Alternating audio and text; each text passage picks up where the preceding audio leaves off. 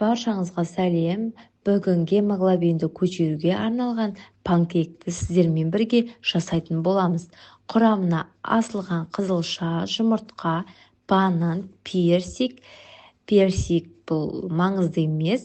Одан кейін эритрит қанты, эритрит дегеніміз пайдалы қант және сұлы ұны керек.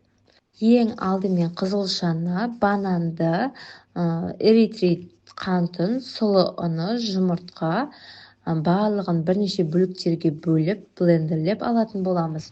Одан кейін қызып тұрған тапаға май жағып аламыз. Әрине пайдалы майды, жылқы майын. Тапаға кішкенелеп дайын болған қызылшаны құйып, біртіндеп пісіреміз. Асын жай отқа қойыңыздар, әйтпесе асты күйіп кетеді. Аптасына 2-3 рет жасап балаларыңызға берсеңіздер, аптекадағы анемияға арналған витаминдерді мүлдем қолданбайсыздар. Ас болсын.